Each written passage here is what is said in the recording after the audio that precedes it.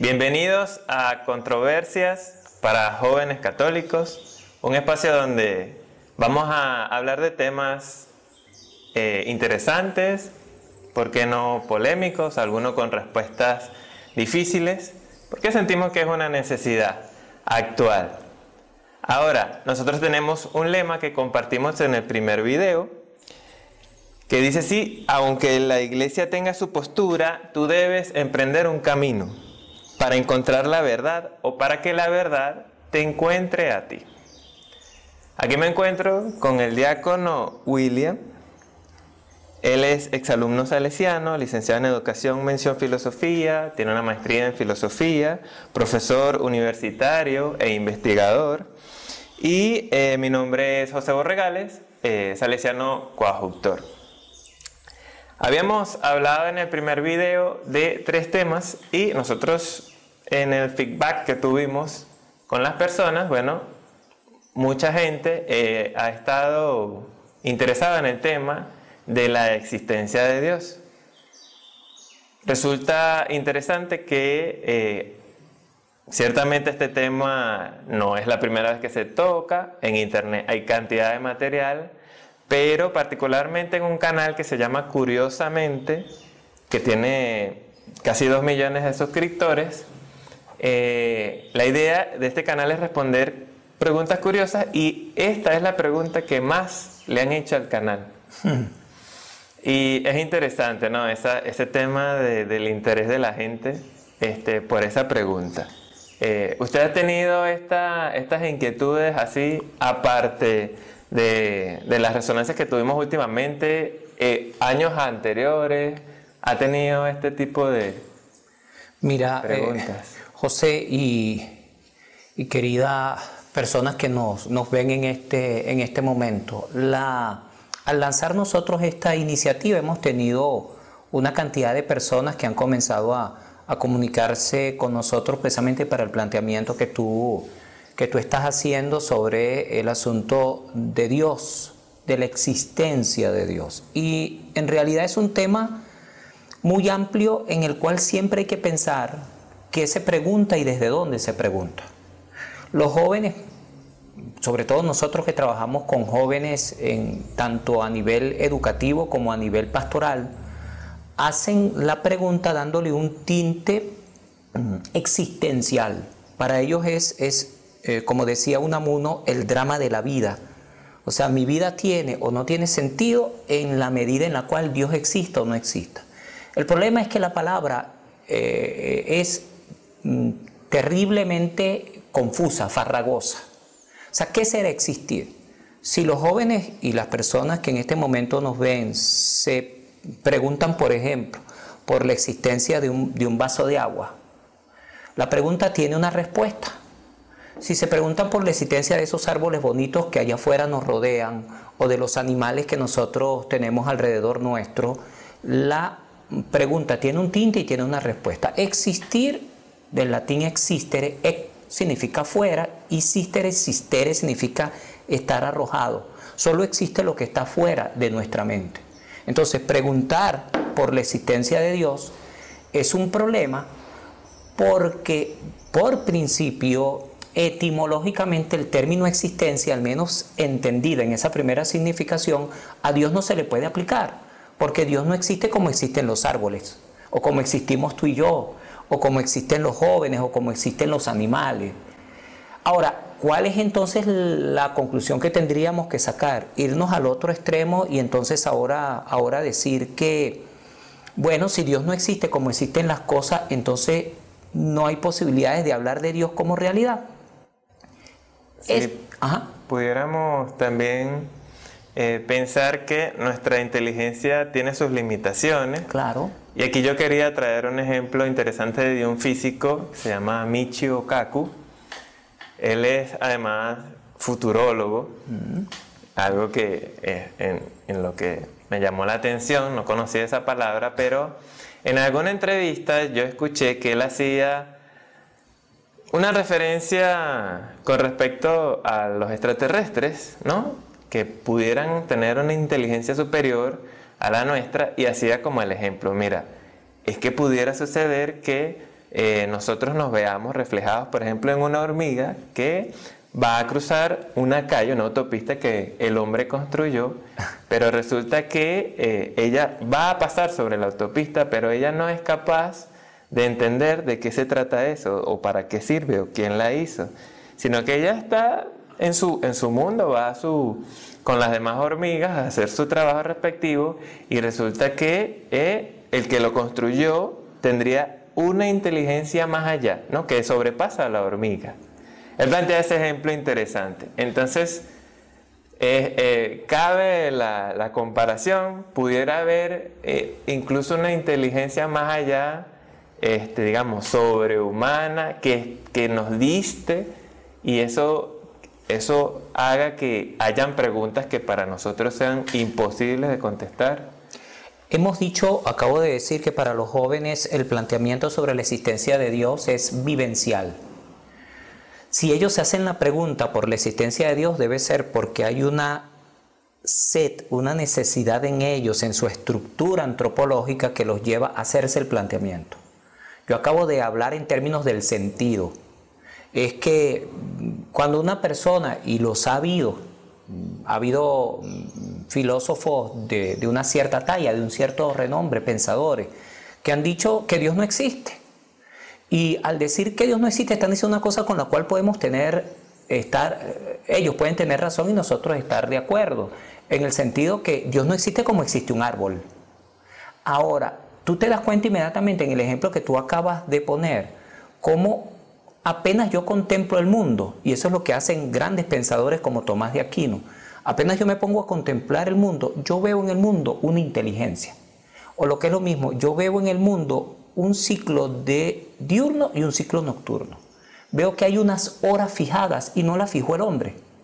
Y no las fijó los seres que están por debajo del hombre desde la perspectiva de la perfección. El ser humano es el más perfecto de todos los seres, pero por debajo de él el resto de los seres no tiene conciencia de esa inteligencia, pero actuamos según ella. O sea, todos nosotros actuamos según propósito. O sea, nos dirigimos en un sentido, en una dirección, en una tendencia. Y ese sentido, esa dirección, esa tendencia, lo que a nosotros nos indica es eso, que hay dentro de nosotros y fuera también una especie de inteligencia, después la vamos a llamar causa, que mueve sin que esa causa sea a sí misma movida. O sea, yo creo que por ahí pudiéramos entrar. Y las personas que tienen una cierta tendencia a decir Dios no existe, como quienes nos han escrito, Dios no existe porque no lo veo, al fin y al cabo tendrían que darse cuenta que la pregunta es tramposa en los términos. Porque decir que solo existe lo que yo veo, al fin y al cabo es lo mismo que cosificar toda la realidad. Y al fin y al cabo nosotros nos damos cuenta inmediatamente, solo analizando las dimensiones humanas, que hay dimensiones como esta que yo ahorita estoy usando, el lenguaje, que no son materia, que no son cosificables. Entonces, si ya en el ser humano hay una dimensión espiritual, el lenguaje, el pensamiento, la esperanza, la muerte, el amor, nosotros también podemos y legítimamente podemos suponer, racionalmente podemos suponer que hay Dios, lo concibamos como lo concibamos, porque hay distintas religiones, que hay Dios detrás de toda esta especie de orden del mundo. Usted mencionó que una razón es que no se ve, pero desde el punto de vista de inquietudes juveniles, en donde uno siente inconformidad con tantas cosas que ve, quizás una razón por la cual venga la pregunta es de tantas cosas que uno ve que no deberían, entre comillas, suceder si es que existe un Dios. Es decir, si Dios quiere lo bueno, pongámoslo en algo sencillo, en pocas palabras, si Dios quiere lo bueno, ¿cómo es que suceden tantas cosas malas y además terribles, en el sentido de que a veces uno no puede imaginarse el nivel de cosas a las que el ser humano puede llegar a cometer? Entonces siempre tenemos nosotros que preguntarnos quién es el causante de eso. Porque si nosotros ahorita, digamos, queremos acusar a Dios de las epidemias, o acusar a Dios de los terremotos, o acusar a Dios de los cataclismos, o de los grandes desastres de la humanidad, nosotros tenemos que hacernos 2 o 3 preguntas previas. Tú acabas de decir una cosa que es verdad. Cuando nosotros pensamos a Dios en términos de lo que Él es, al pensar a Dios lo pensamos como bueno. No, nosotros no pensamos a Dios como malo, como destructor, como terrible, lo pensamos como bueno y por lo tanto como capaz solo de bondad. O sea, Dios no es capaz de hacer el mal. O sea, Dios no tiene esa libertad para actuar el mal porque su naturaleza es el bien. Ahora, apenas uno abre los ojos y quiere acusar a Dios de esas cosas, uno se da cuenta, que eso es contradictorio con lo que Dios es. ¿Sí? Dios siendo bueno no puede producir el mal. Él no puede causar el mal. Dios es causa. Actúa en el mundo material como causa. ¿Sí? No puede entonces él causar el mal. Pero además, y yo quisiera que esto no lo olvidaran, el detenimiento, sobre todo en el estudio científico de ese tipo de eventos, nos conduce en otra dirección. Nos conduce en el sentido de la naturaleza. Si los seres humanos no conocemos todavía, después de tanto desarrollo científico, que ha sido esplendoroso y yo en lo particular lo defiendo, yo creo que ha habido una revolución científica entre el siglo XVI y XVII que ha producido una comprensión del mundo natural, pero esa comprensión del mundo natural no agota la comprensión de toda nuestra realidad, o sea, nos permite comprender el mundo natural. Entonces, cuando uno ve de pronto un cataclismo y uno se pregunta, ¿qué sentido tiene este cataclismo? Y tú descubres un tiempo corto o largo después que este cataclismo produce una selección de las especies. Y entonces hay detrás de esa selección de las especies una inteligencia que hace que unas especies sobrevivan y otras no en función del mayor y más perfecto desempeño. Entonces uno dice, bueno, lo que un filósofo moderno lo decía muy claramente, lo que a nuestros ojos limitados parece una desgracia, a la visión completa, omnisciente de Dios, no es una desgracia, es un mal particular, es un mal temporal. Fíjate, ya que tú estás poniendo eso, hagamos... Es difícil cuando uno le dice a alguien que está pasando una situación difícil que es un mal particular, ¿no? Sí, o sea, es complicado. Es muy difícil, pero cualquiera se da cuenta, por ejemplo, y los jóvenes deben darse cuenta. Nosotros los adultos a lo mejor por experiencia lo vemos mejor o más rápido que ellos. Una persona está sana y vamos a suponer que ese es el deseo, que es así, el deseo de Dios, que nosotros nos mantengamos sanos todo el tiempo. Pero la persona cayó enferma, ¿está bien? Y cuando la persona cayó enferma y cayó terriblemente enferma, sucede muchas veces que la enfermedad se convierte en una ocasión para que la persona se deje llevar, para que la persona que antes era soberbia, ahora tenga que bajar la cabeza y vivir más humildemente. Que la persona que antes, como nos ha pasado con esta bendita pandemia del COVID-19, que la persona que antes estaba muy volcada al mundo de la materia, al éxito profesional, al desarrollo cuantitativo, ahora tenga que decir, increíble, lo más importante es la vida. Cuidar mi vida y cuidar la vida del otro. Entonces, lo que se ha visto como un mal metafísico absoluto, que es lo que la gente dice cuando dice no, Dios no existe porque existe el mal absoluto, el mal que se llama metafísico. Después uno abre los ojos y dice, no es mal absoluto, es una circunstancia relativa, en donde el sujeto, Tomás de Aquino lo decía, suponte tú que nos da esto y este sujeto muere. Si en realidad existe, y esa es la promesa de todas las religiones, de todas, si en realidad es verdad la vida eterna, para entrar a la vida eterna hace falta el paso de la muerte. Entonces, si la persona ha muerto para la vida eterna, bendita muerte. Exacto. Es la visión, que a veces tenemos una visión, y esto sí es grave, en un mundo como el nuestro, en un mundo moderno, en un mundo materialista, en un mundo relativista, teniendo esos lentes puestos, no, bueno, todo es una desgracia, Dios es culpable de todo, esto no tiene ningún sentido. Sí, sin ánimo de ir atrás, en la conversación que usted hablaba sobre la ciencia, Ajá, que ha progresado mucho y mucho en el campo de la mecánica cuántica, sí, también es interesante ver que la ciencia misma en este tema se encontró no necesariamente con una muralla, sino que con un abismo, sino que es como algo que está tan lejos de ser entendido todavía que hay como que una frustración, ¿no? Aunque la mecánica cuántica se vende como que si ya se hubiera resuelto. Exacto, si ya se hubiera resuelto, como que si el hombre ya fuera capaz de manipular ese tipo de eventos subatómicos y lo traspolan a curaciones cuánticas, lo traspolan a N cantidad de cosas. Para allá se está dirigiendo el tema del estudio de la conciencia, cómo tiene que ver la mecánica cuántica allá. Pero resulta que la ciencia se queda corta todavía, aunque ha hecho buenos descubrimientos. Ahora, a lo que iba es que de repente muchos tienden a irse más por porque le venden ese tipo de Dios, como que tienen que ver con esas fuerzas de la mecánica cuántica, y entonces ahora que le encontramos respuestas desde el punto de vista científico, entonces podemos comenzar a descartar algunas cosas de la tradición. Entonces esto se ve muy reflejado, por ejemplo, en la película Soul, que recientemente sacó Disney. Sí, Pixar. Y hay una escena donde, digamos, como el espectro en ese seminario del yo en el que se encuentra el protagonista, que le pregunta, ay, ¿quién eres tú? Y entonces él, como ese espectro, que Jeffrey creo que es el nombre, le dice, es que soy la combinación de todos los campos cuánticos del universo, en una forma que tu débil cerebro humano comprenda. ¿Qué? Puedes decirme ya. Entonces, yo siento que hay como ahí ese tilde de que hay como una especie de algo superior, pero que se le desprende todas esas características que, digamos, desde el punto de vista de la fe, se le ha dado. Entonces, se le quitan muchas cosas. Claro. Al final, entonces, este tema de la muerte, de qué pasa más allá, cambia.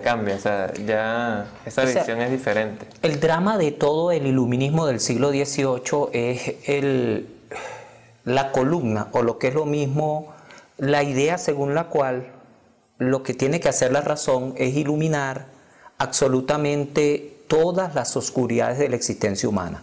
Eso es una finalidad que el siglo XVIII, que se llama iluminista, no produce y no puede producir. O sea, nosotros debemos entender y aceptar, aunque nos cueste. El joven es rebelde, el adolescente tiende a querer saberlo todo, conocerlo todo, develarlo todo, pero lamentablemente o favorablemente hay una dimensión de la existencia humana que es mistérica. Nosotros creemos, algunos de nosotros, yo en lo particular lo creo, que hay una vida después de la vida, pero esa vida en este mundo solo la intuimos. En esta vida vemos de esa otra vida trazas, o sea, vemos penumbras, vemos ese mundo como en representaciones, pero que nos encontramos absolutamente con el mundo de ultratumba, con el mundo del más allá en esta vida, no, simplemente nosotros lo vislumbramos. En griego se dice aletheia. Aletheia es ese correr un velo. Nosotros vemos la realidad detrás de un velo, ¿sí? Y toda nuestra vida consiste en ir progresivamente corriendo. O sea, yo creo que hay que aceptar que hay dimensiones de nuestra vida que son mistéricas, o sea, cerradas, y solo podemos penetrar en ellas por práctica, por participación, por razón. Porque el ser humano, también es bueno decirlo en este momento y después vuelvo atrás si no me falla la memoria. El ser humano, antropológicamente hablando, tiene dos dimensiones, pudiéramos decir: la inteligencia y la voluntad. Cuando uno se pone a ver qué es el hombre es inteligencia y voluntad. Por la inteligencia podemos llegar a Dios. Porque si tú te pones a elevarte en inteligencia, a preguntarte, como nos preguntamos tanto en la filosofía como en la teología, ¿por qué sucede lo que sucede alrededor nuestro? Tú encuentras una primera respuesta: sucede porque esto lo produjo. Y después encuentras y vuelves a preguntar: ¿y esto que lo produjo, qué lo produjo? Por otra cosa que la produjo. Y así uno va en una cadena de producciones, de causas y efectos, hasta que tienes necesariamente que llegar a una primera causa. O sea, la inteligencia te arriba a un primer principio. Dios sería ese primer principio. Porque la otra opción de algunos teóricos, también por supuesto de algunos científicos, es: no supongamos ningún principio. Entonces supongamos que esto ya estaba hecho. La posición de los filósofos antiguos, de los filósofos griegos, que dicen: el mundo siempre ha estado y no tiene creador. Ok, el mundo surgió por azar. o como tú has dicho un poco citando a los científicos, como por una especie de Big Bang, de estallido inicial, ok, ¡pum! Y surgió aquí el mundo. Muy bien, eso nos explica a nosotros el momento 1, no nos explica el momento 0. Porque uno tiene que preguntarse, bueno, esta primera materia o materia primordial que en cierto momento estalló y produjo los planetas y produjo las estrellas y produjo los universos, ¿de dónde viene? O sea, el suponer el primer momento, creyendo que el primer momento es el momento del estallido original, tiene un nombre bien feo en epistemología, en ciencia. Se llama cientificismo. O sea, no es que nosotros no necesitemos las explicaciones científicas. Las explicaciones científicas son pertinentes para el mundo material. El drama es extrapolarlas. El drama es hacer lo que hacen algunos grandes científicos que, teniendo la explicación del mundo material, hacen metafísica de eso. O sea, nos quieren hacer ver a nosotros que la explicación del mundo sobre la base de átomos es también aplicable al mundo más allá de este mundo. O lo que es lo mismo, como si el mundo espiritual también pudiera ser explicado apelando a átomos, a fuerzas, a energías, y eso son tonterías, eso es un exceso, eso es una extrapolación, eso se llama cientificismo. Total, con la inteligencia se puede llegar a Dios y con la voluntad también. Porque si uno ahorita se pone a ver cuál es la otra capacidad humana y qué quiere el ser humano quiere, ahí viene el asunto. Y al querer, quiere lamentablemente deseando querer bien, deseando querer plenamente, pero se tropieza con los límites humanos, los suyos y los de los demás. Y entonces nosotros los seres humanos comenzamos a tener afecto en donde a veces amamos, otras veces odiamos, vamos creciendo en ese amor, otras veces retrocedemos, pero siempre tenemos en la cabeza un modelo, un esquema, una perfección de amor. Ahora, ¿de dónde ha salido ese esquema? ¿De dónde ha salido ese modelo? ¿Quién lo ha puesto en mí? Estas son todas preguntas de carácter antropológico en donde al fin y al cabo yo debo aproximarme casi por fuerza a que hay un algo más allá de mí y un algo que está antes de mí que ha producido en mí ese conato de amor, ese deseo de amar y ese fin de realizarme dentro del amor, dentro de la solidaridad, dentro de la familia, dentro de esas dimensiones de tipo espiritual.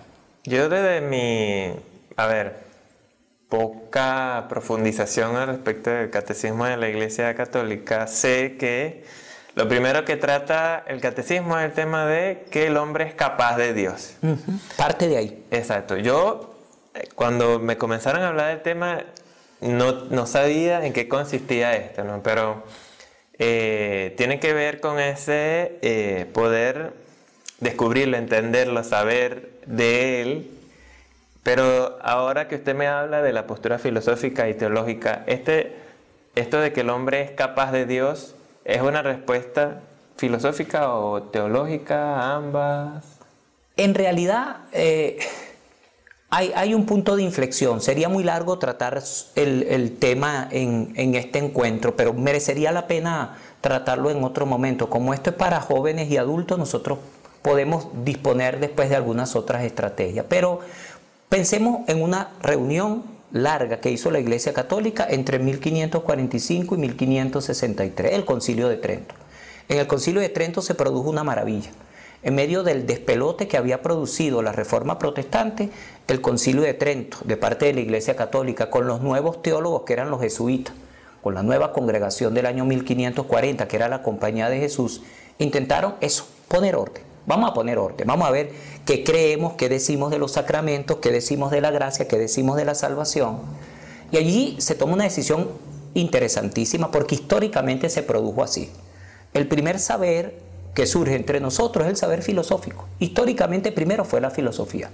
Y la pregunta típicamente filosófica interroga por las dimensiones materiales del mundo que rodea al ser humano y después de él mismo como ser humano, pero entendido solo en su dimensión material. Después la filosofía va a evolucionar hasta donde pudo evolucionar en los esquemas materialistas de los griegos. Después en el periodo medieval, existiendo ya el cristianismo, pasa una cosa esplendorosa, muy buena. Se funde la tradición grecorromana con la tradición, por llamarlo de alguna manera, que ya existía en Roma, que es la nueva religión. La religión cristiana, vamos a llamarla, porque hasta este momento el cristianismo es uno es uno solo. Y aquí se plantea el tema en términos filosóficos y en términos teológicos. O sea, en términos filosóficos no hay duda en el sentido de que el ser humano se pregunta cuál es el sentido de su vida. Y por sentido en filosofía entendemos de dónde vengo y a dónde voy. O sea, esa pregunta se la hacen todos los seres humanos.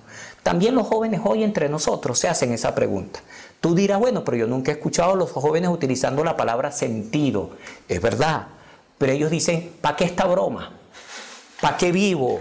Así, sí, ellos usan en su lenguaje, tienen el drama antropológico, la pregunta acerca de yo necesito vivir entendiendo cómo, por qué y para qué vivo. Eso es lo que entre los jóvenes, y por cierto también entre los adultos, es una pregunta fundamental. Cuando nosotros nos ponemos a pensar de dónde viene el planteamiento sobre Dios, hay gente que te dice, bueno, del aprendizaje. Algún adulto ignorante o lo que sea le metió en la cabeza a ese niño el planteamiento acerca de Dios. Pero todos nosotros, los que tenemos experiencia propia sobre Dios y los que tenemos, digamos, una práctica pastoral, nos damos cuenta que inmediatamente cuando uno va a exponer un contenido de carácter religioso, nos pasa una cosa bien curiosa. El niño, el muchacho, el joven ya sabe.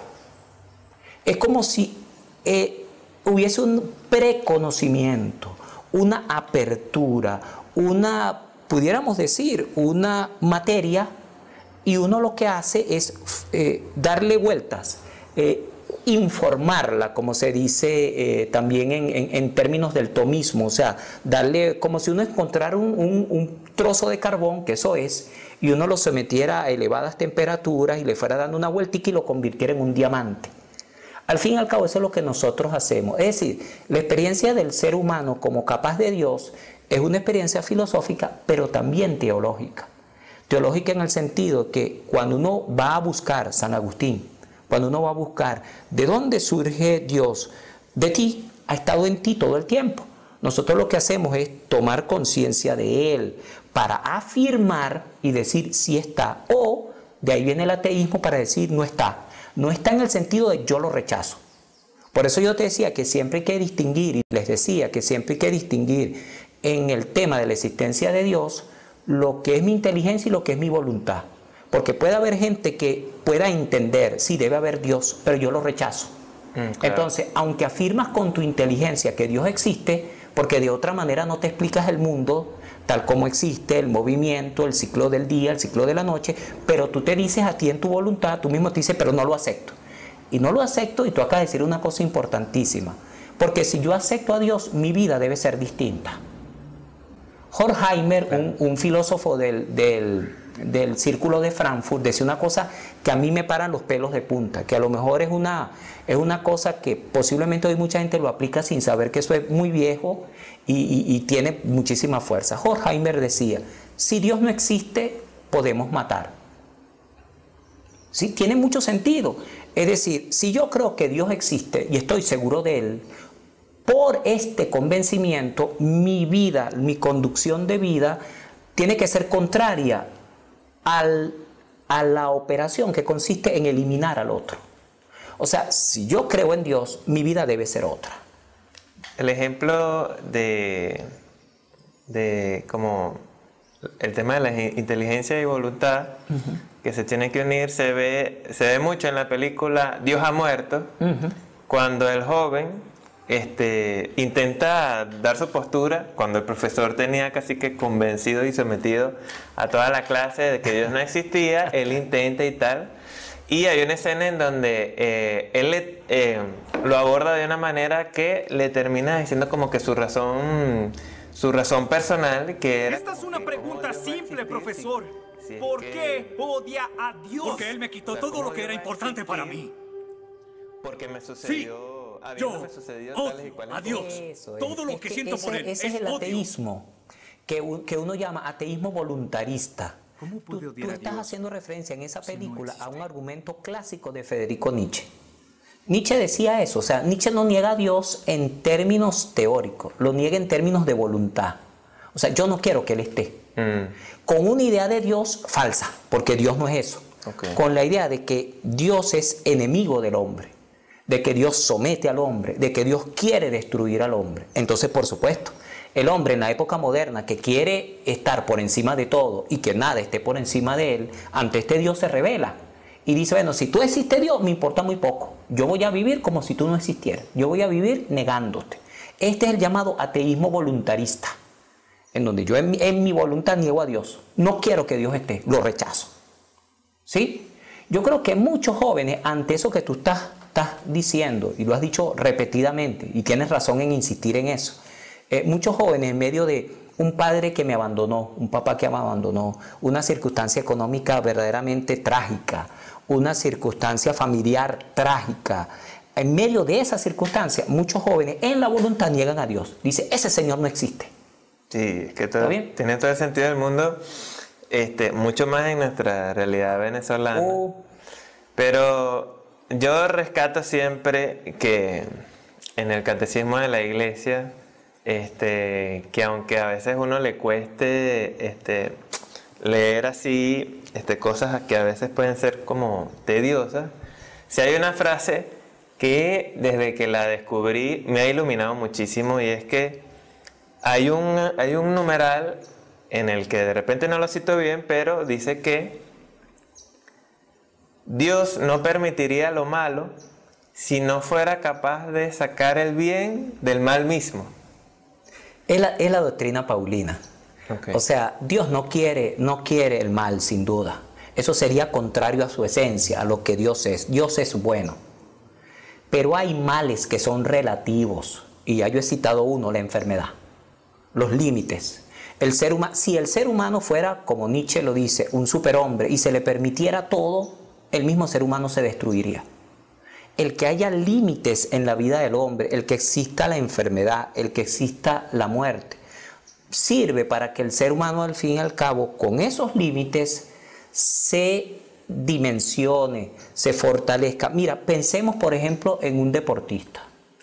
Ahorita estoy pensando, como tengo en la mentalidad el asunto de los jóvenes, en la cabeza el asunto de los jóvenes. Piensa en un deportista, por ejemplo en un atleta que se pone pesas en los brazos, en las piernas. Son impedimentos, son cosas malas. O sea, tú te pones a hacer ejercicio con una pesa y aquella broma fastidia, aquello pesa, aquello te genera una dificultad inmensa. Es un daño incluso. Porque es un daño. El músculo se estira, se rompe para que después se vuelva a generar otra vez. Superado el obstáculo, fortalecido el músculo, la persona puede avanzar, puede progresar, puede perfeccionarse. O sea, una persona que supera la enfermedad, que es lo que Dios quiere, una persona que supera la muerte de un ser querido, se afirma en la esperanza. Se da cuenta que al fin y al cabo esta vida es muy corta y que lo que nosotros vivimos en esta vida, muchas de las cosas que nosotros vivimos en esta vida no tienen sentido pleno. O sea, nosotros en esta vida buscamos la justicia, pero encontramos, como decía Platón, un mundo lleno de sombra, un mundo lleno de injusticia. Nosotros en este mundo buscamos la felicidad, pero encontramos un mundo profundamente infeliz. Pero el ansia de felicidad está en nuestro corazón. Y entonces eso es lo que hace, esa ansia de felicidad es lo que hace que nosotros nos proyectemos. O sea, vivamos primero comprometiéndonos en este mundo para que esa justicia se dé. Uno.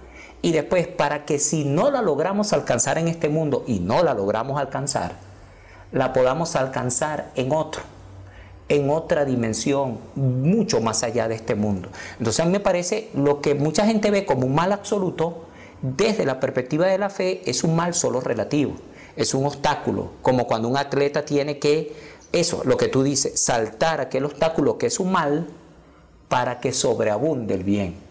O sea, Dios no quiere el mal, lo permite. Cuando alguien me ha dicho, pero bueno, ¿y cómo es posible estos sistemas políticos opresores? ¿Cómo es posible esta pandemia que mata y mata y mata y mata gente y parece que nadie lo puede detener? ¿Eso lo mandó Dios? No. Ni las epidemias, ni los dictadores, ni las injusticias las manda Dios. Dios las permite. Porque por medio de este mal, sus hijos pueden ejercer las virtudes, pueden luchar contra esa injusticia y pueden al fin y al cabo proyectarse en la construcción de un mundo mejor. Martín Valverde me llamó la atención en una de sus prédicas, que siempre se dirige a la juventud de una manera bien bien cercana, con ejemplos. Él decía en cierto momento que Dios no quería que su hijo muriera. O sea, a nadie le gusta la idea. Él mismo no quería morir. Exacto. Entonces, claro, al principio yo decía, bueno, pero es que, digamos, uno supone es que Dios casi que lo mandó a morir. O sea, básicamente lo quería para que se salvara la humanidad. Entonces, uno entra como en una lógica que él me la desmontó. O sea, Martín Valverde cuando dijo, es que Dios no lo quería. O sea, el Padre, digamos. Entonces me hizo preguntarme, o sea, ¿en verdad? En ética, que es una disciplina accesoria, auxiliar, pudiéramos decir, es una de las ramas de la filosofía. Nosotros decimos que siempre hay que distinguir entre medios y fines. ¿Ok? La muerte es un medio para un fin superior. El fin es la resurrección. Entonces, en la religión, y en ninguna religión en realidad, nosotros deberíamos creer en la muerte. Porque decir que creemos en la muerte es decir que hemos convertido la muerte en un fin. Y la muerte no es un fin y no puede ser un fin. Una cosa terrible el creer en la aniquilación completa del ser humano como los filósofos antiguos. Pero hace falta, Jesús nos los ha enseñado con su muerte y resurrección. Es necesario el medio de la muerte, pasar por la muerte para el más grande de todos los fines, la resurrección. O sea, yo no puedo resucitar si no muero. Pero debo entender que la muerte, la enfermedad, el dolor, la desgracia son medios para encontrarme con el Señor. Lo vemos en el texto bíblico.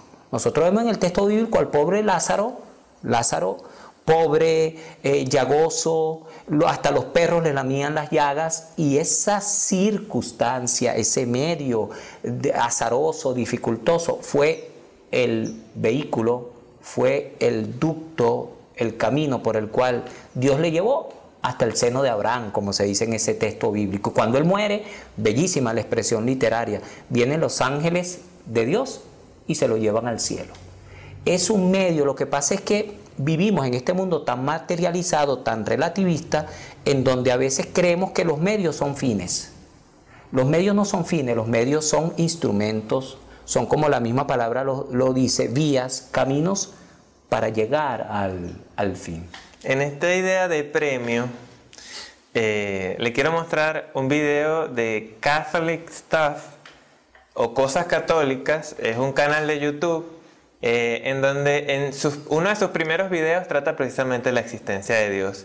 Pero hay un argumento que a mí no me convence, y estoy seguro que a ninguna persona, o sea, se lo tragaría. Y en el video está expuesto como el mejor de los argumentos. Y quiero que usted lo vea, ¿no? Se lo va a buscar. No sé si estamos llegando, vamos a ver. Los tres argumentos entre muchísimos por la complejidad del cuerpo humano, el origen del universo y la existencia de la conciencia, llegamos a una sola conclusión: que Dios sí existe. Ahora bien, si estás hablando con un amigo tuyo que es ateo y estos argumentos aún no le convencen, ¡No me lo trago! puedes plantearle la siguiente apuesta. Imagínate que tú no eres creyente y yo sí soy creyente. Pone el caso de que Dios no exista. Si los dos nos morimos, después de la muerte no habrá nada, habrá vacío y ninguno de los dos perderá. Ahora bien, si Dios sí existe y los dos nos morimos, yo iría al cielo y tú irías al infierno. No sé tú, pero en caso de duda, yo creería en Dios, sales ganando. Bueno, amigos, ya estamos llegando al final. Si quieres seguirnos en... Ay, qué malo ese argumento. Este es su mejor argumento. No. Es decir, a ver, de repente lo traduzco a como yo lo interprete. Ajá. Está el ateo y está el católico. Él tiene la idea de que por ser ateo y muere, ya no tiene derecho al cielo. Entonces él dice que es mejor ser creyente porque así iría al cielo, y el ateo no. Y entonces él dice, bueno, casi que no tengo salida, prefiero tener mi salvación así fácil, ¿no? Por creer. Pero es que es muy fácil desmontar esto, porque primero, se me ocurre, el creyente que, es muy devoto, en verdad hizo un buen camino, Dios vio que, hacía las obras de caridad que Él manda, ¿no? Da de comer al hambriento, visitar al enfermo. Y está el otro que, siendo católico creyente, se relajó, se dio su buena vida y murió con pecados graves. O sea, no necesariamente por ser creyente vas al cielo en primer lugar. Y también la condición del ateo no necesariamente lo hace mala persona. Correcto. De hecho, hay personas que, digamos, respetan su postura, ellos se consideran así que no creen, tienen sus razones, pero son altruistas, son personas generosas que están pendientes de los demás. Correcto. Que si tienen una ONG. Entonces, creo que el argumento del cielo y del infierno, que además quizás se pueda decir que se han superado muchas de esas ideas en algunas cosas, o nosotros tenemos que trascender a esa idea como que muy básica de cielo e infierno, premio, castigo. Creo que no sirve definitivamente. Claro. Creo que eso, en vez de ser su mejor argumento, fue el peor de todo. Pero es que él ahí está citando, ahorita no recuerdo al santo, porque hubo un santo que trató ese argumento y que se trata en los tratados de filosofía de la religión. O sea, esa idea de que lo mejor es vivir en esta vida, como es una teología del premio castigo, ¿sí? Una idea según viva me van a premiar o me van a castigar. Entonces, en esa teología, que al fin y al cabo es la idea de un Dios, lamentablemente, que es solo justicia y no amor. Porque al fin y al cabo, por ejemplo, en el texto bíblico de los trabajadores en la viña, en nuestra fe, en la fe católica, tú ves cómo el Señor va llamando a cada uno de los trabajadores y a todos les llama, les convoca a su viña, que al fin y al cabo es una imagen del reino, y al final les paga a todos. Al fin y al cabo, al final les paga a todos, a unos de una, de otra. Y incluso en otros parágrafos del texto bíblico nosotros entendemos que el Señor no solamente es ley, no solamente es juez, sino que el Señor es misericordioso. Entonces, capaz de perdonarme, incluso habiéndolo hecho yo muy mal, casi mal o absolutamente mal, ¿no? Para mí es el asunto de ver qué Dios tienes en la cabeza. 1, 2. En ese ejemplo, en realidad ganan los dos. Porque si yo he vivido bien por razones de fe, al final tengo el premio por razones de fe. Y si yo he vivido bien, lo que tú me acabas de decir, sin referirlo a Dios, sin referirlo a una dimensión trascendente, sin referirlo a una dimensión llamada metafísica, yo también gano una vida después de esta vida, porque he vivido los valores que en la religión el otro vivió. El otro lo vivió a través de la mediación religiosa y este lo ha vivido a través de su compromiso. De hecho, los documentos del Vaticano II dicen eso. O sea, ya la idea de que fuera de la iglesia no hay salvación, como se decía antes del Concilio Vaticano II, es una idea que ya nadie la tiene. O espero yo que ya nadie la tenga. O sea, la idea de que el Señor tiene muchas formas de salvarnos, esa es la idea que hoy prevalece. Claro, a quienes tenemos fe, ¿cómo lo puedo decir en términos juveniles? O sea, tenemos los medios de salvación cerquitica. O sea, tenemos los medios de la salvación a nuestra disposición, que son al fin y al cabo los sacramentos, ¿sí? Pero ¿puede el Señor salvar a sus hijos por otras vías? Sí, por la vía extrasacramental, por las vías del compromiso social, por la vía de la ayuda, de la solidaridad, de la fraternidad.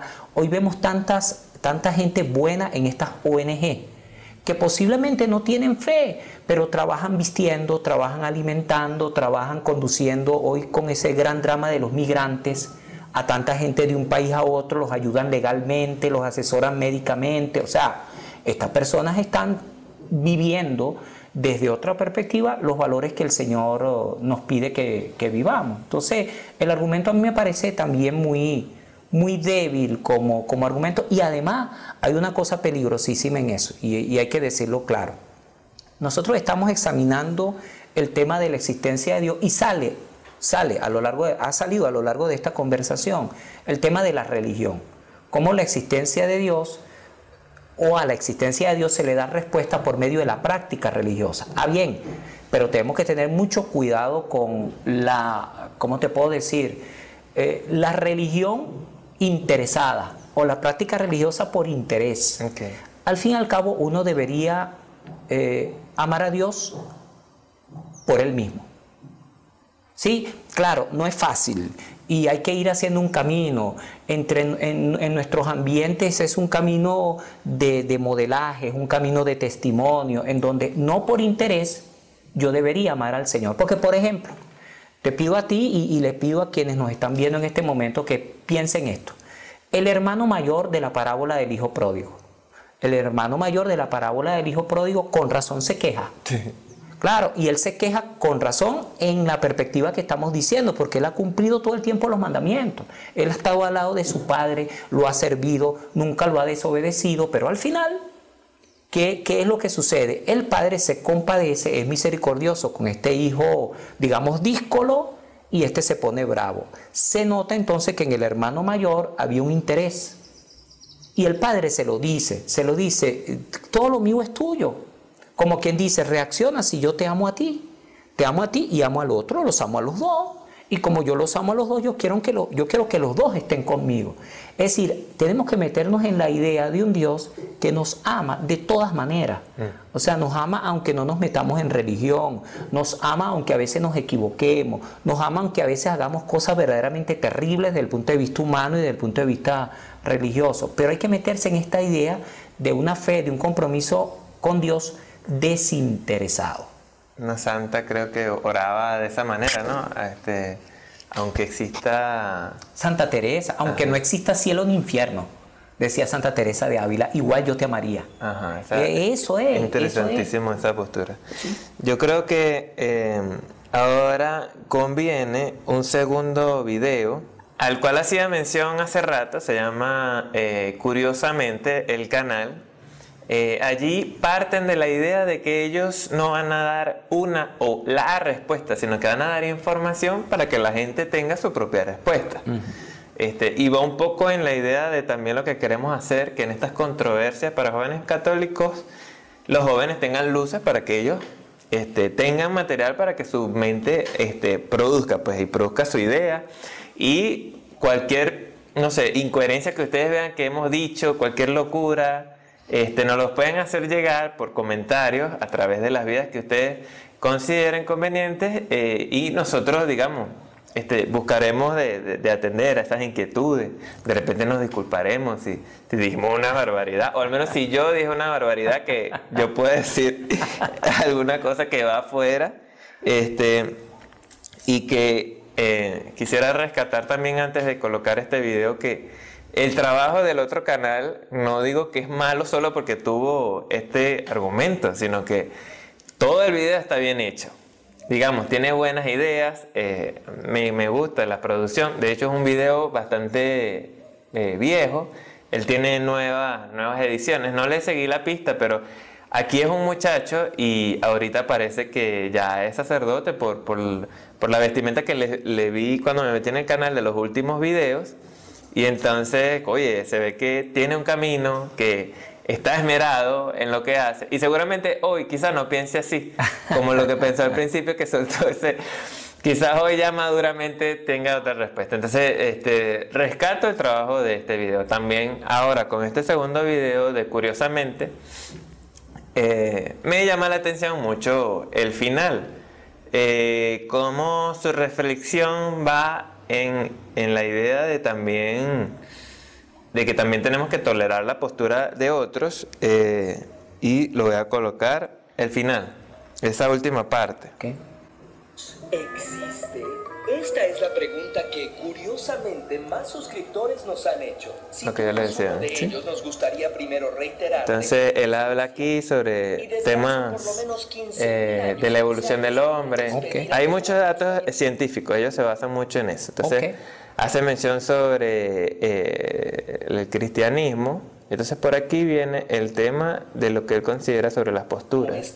¿Existe o no existe Dios a otras personas? Es algo muy humano. Frecuentemente lo hacemos con la esperanza de que los demás opinen lo mismo que nosotros, reforzando así nuestra postura. O, en el caso de que opinen algo diferente, nos vemos tentados a ponerles una etiqueta con la que los clasificamos y juzgamos fácilmente. Cuando las personas tenemos opiniones diferentes, sobre todo acerca de cuestiones difíciles de demostrar, suele suceder que se forman bandos. El tema puede ser religioso, político o hasta deportivo. Compartir opinión con uno de los bandos nos da un sentido de pertenencia y contribuye a construir nuestra identidad. Por eso, cuando alguien cuestiona nuestra convicción, generalmente no lo tomamos como una posibilidad de mejorar nuestras ideas, sino como un ataque a nuestra mismísima identidad y al grupo al que pertenecemos. Con mucha frecuencia, las discusiones, sobre todo en Internet, no tienen la intención de cambiar la opinión del otro y mucho menos de escucharla, sino de reforzar los vínculos con el grupo propio. Hasta aquí parece que no hay problema,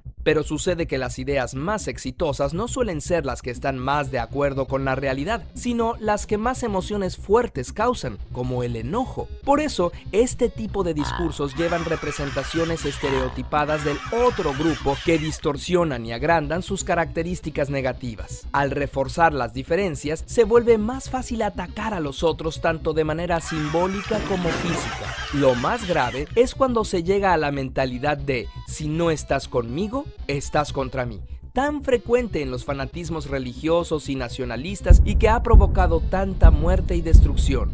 Curiosamente, estamos convencidos de que los seres humanos podemos ir más allá de estos comportamientos. Podemos tener opiniones diferentes, escucharlas, discutirlas y seguir conviviendo en paz. Y de la religión, somos un equipo plural, y si bien no tenemos las mismas creencias acerca de la existencia de Dios, sí compartimos la idea que tienen casi todas las religiones en común. Trata a los demás como quieres que te traten. Curiosamente, si te parecen interesantes... Esa no es una regla religiosa, pero bueno, eso es filosófica. Eso está en las obras de Kant. Está en las obras de Manuel Kant. Básicamente, me quedo con la idea de que hay pluralidad. El joven católico tiene que también convivir con esa pluralidad. Claro, natural. Pero tiene que al mismo tiempo saber, como decía aquí, saber a quién pertenece, reforzar su identidad. Claro. Entonces, la pregunta de Dios existe, de si Dios existe, que sea, que vuelva continuamente, o sea, que ya tengas algo de respuesta, siempre es bueno seguir profundizando sobre, ok, si existe, ¿cómo, de quién se trata, de qué se trata, profundizar. No quedarse como que con ideas como que superficiales.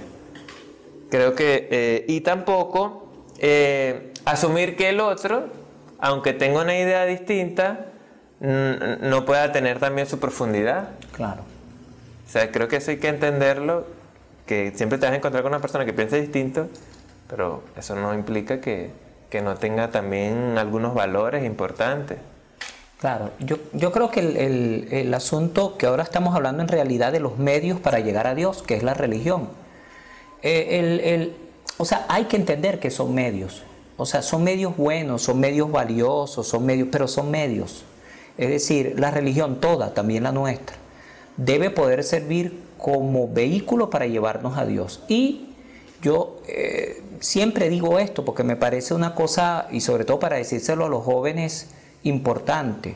O sea, si esos medios les ayudan a ellos y nos ayudan a nosotros a acercarnos a Dios, son apreciables. Si no, si alguna religión, la que fuera, no nos ayuda, a lo mejor sería dejar ese medio de lado para llegar a Dios. ¿Está bien? Estoy hablando en el terreno de los principios. Porque a veces sucede que desde el punto de vista histórico, nosotros lo hemos visto, que hay religiones que como medio para llegar a Dios son verdaderamente malas. Porque yo no puedo tener una religión que, por ejemplo, me pida a mí como medio el destruirme a mí o el destruir al otro para aparentemente llegar a Dios. Por eso es que lo que tú estás diciendo es verdad, hay que tener un diálogo religioso, pero el diálogo religioso no debe significar el que uno vaya como una veleta. O sea, que uno vaya moviéndose como hoy soy evangélico, mañana soy católico, pasado soy musulmán y mañana soy judío. No, es dialogar para ver qué valores verdaderos hay en aquella religión, qué valores hay en la mía, cómo podemos enriquecernos los unos a los otros o cómo no podemos, que lo hemos dicho nosotros en los últimos 50 años del siglo pasado, cuando el Vaticano II produjo un gran documento sobre el ecumenismo, ¿no? o ver cómo yo puedo negociar, por decirlo en el lenguaje de la cultura moderna, cómo yo puedo algunas cosas negociarlas, pero otras cosas no. El Papa Francisco ha insistido mucho en que hay cosas que nosotros no las podemos negociar porque son en la religión el centro de nuestra fe.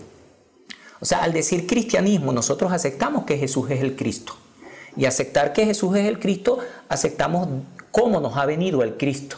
O sea, aceptamos que Jesús ha venido por medio a través de la Virgen Santísima.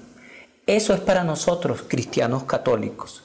Pero a lo mejor para otros cristianos, la importancia de la intercesión de María para que el Cristo se hiciera carne entre nosotros no es tal. Entonces ahí viene el problema. Ambos creemos en Dios, ambos creemos en el Cristo, pero para nosotros es importante el que nos haya venido a través de María y para ellos no.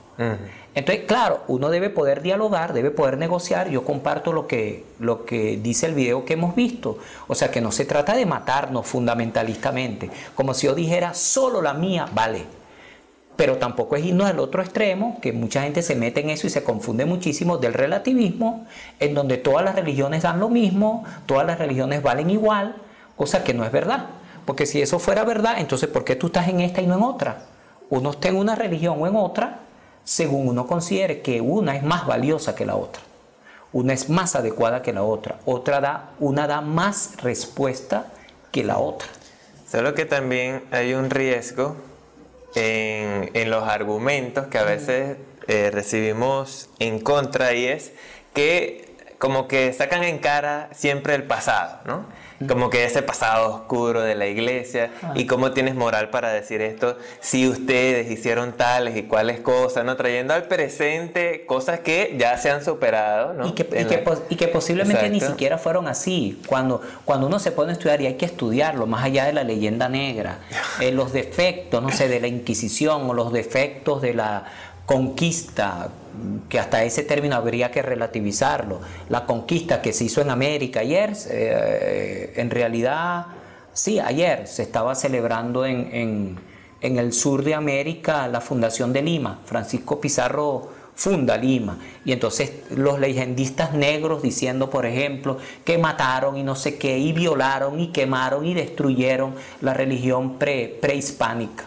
Bueno, eso pudo haber sido así y no pudo haber sido así. Es decir, todos esos conceptos legendarios de leyenda negra hay que mitigarlos. O sea, hay que investigarlos verdaderamente en la historia.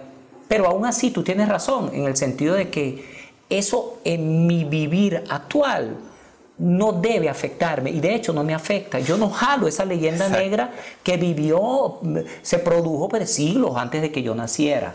O sea, yo debo poder vivir hoy mi fe, mi búsqueda de Dios dentro de la mediación que es la religión, de una manera más transparente, más limpia. Y además que ya está escrito todo lo que la iglesia piensa ahora, solo que uno no lee los nuevos documentos. Sí. Y entonces uno dice, no, bueno, es que lo viví en un documental. Es que claro, el documental te hablo de hace años, y tampoco incluyen el detalle histórico que es importantísimo, del Papa Juan Pablo II, que pide perdón por una cantidad de cosas que se hicieron en el pasado. Por cierto, el único jerarca de cualquier religión que ha pedido perdón. O sea, si uno va a ver en las otras religiones, y ahorita solo estoy pensando en las históricas, hay muchísimas religiones, pero yo estoy pensando en las históricas, o sea, las que se basan básicamente, fundamentalmente en hechos. Bueno, él ha sido el único jerarca de una iglesia que ha pedido perdón por los excesos que pudieron haberse cometido. Sí, y que bueno, de repente aún hoy se cometen algunos excesos, pero es precisamente lo que trata curiosamente, que entonces lo negativo se exagera, y entonces claro, pueden haber argumentos que hay de verdad, hay algo de verdad, pero entonces omiten todo lo que sí hay de bueno.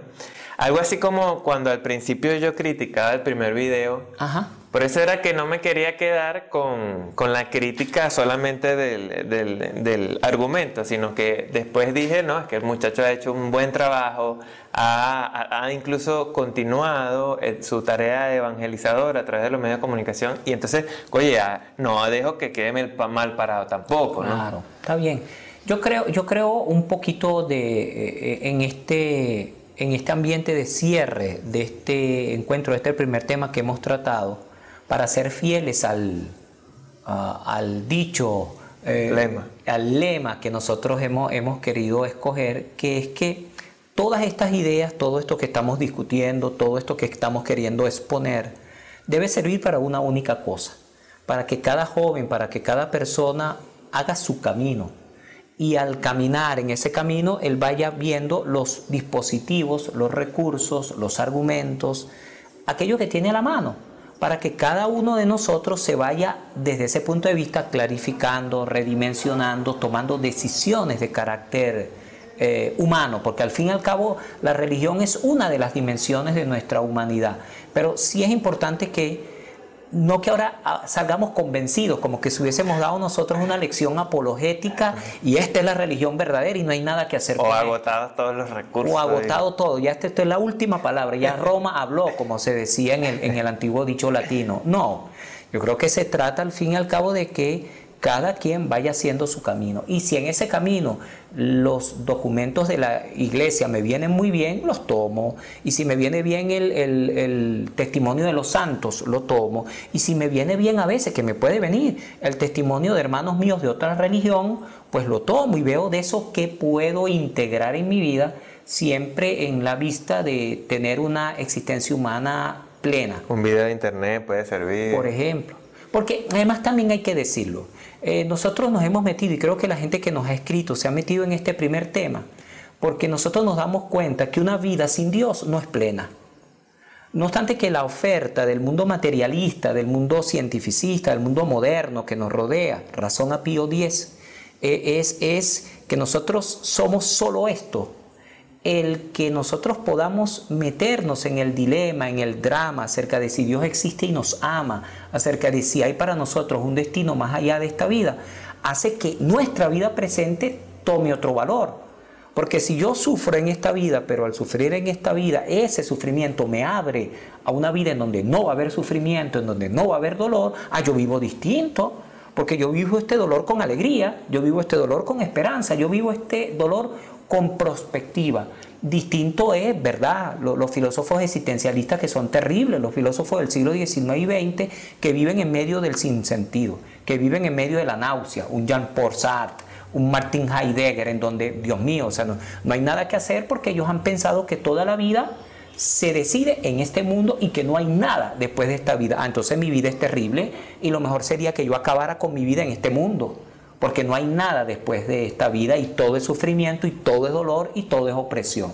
No, nosotros creemos que este tema es fundamental porque le da sentido completo a la existencia. Y puede ayudar a dar sentido a preguntas, por ejemplo, con otros temas que después surgirán con respecto al aborto, por ejemplo, con respecto a la eutanasia. O sea, es que la respuesta a esta pregunta te ayuda a tener fundamento para dar respuesta a otras preguntas. Sin duda. Preguntas que, digamos, estamos interesados en que nos hagan, estamos abiertos a cualquier comentario que nos quieran hacer a través de las redes sociales y también a propuestas de temas que son bienvenidos, y sentimos que, bueno, los que tengan como mayor repercusión, mayor interés de parte de quizás la mayoría, entonces eso los priorizamos. Con gusto. Quizás hayan algunos temas en donde no necesariamente tengan la concluyamos en un solo video. Puede ser que algún tema merite una continuación. En este caso, bueno, yo considero que hemos hablado como que de las aristas suficientes. Correcto. Aunque después en otros videos se nos ocurra otra cosa y lo integremos, pero bueno, es como lo que queremos compartir en esta mañana. Bueno, yo estoy muy contento también de las reflexiones. Me alegra también que, bueno, se haya podido dar este primer tema. Yo también. Bueno, gracias por seguirnos y seguimos luego con el próximo tema. Ok. Tenemos muchas gracias, profe Willy.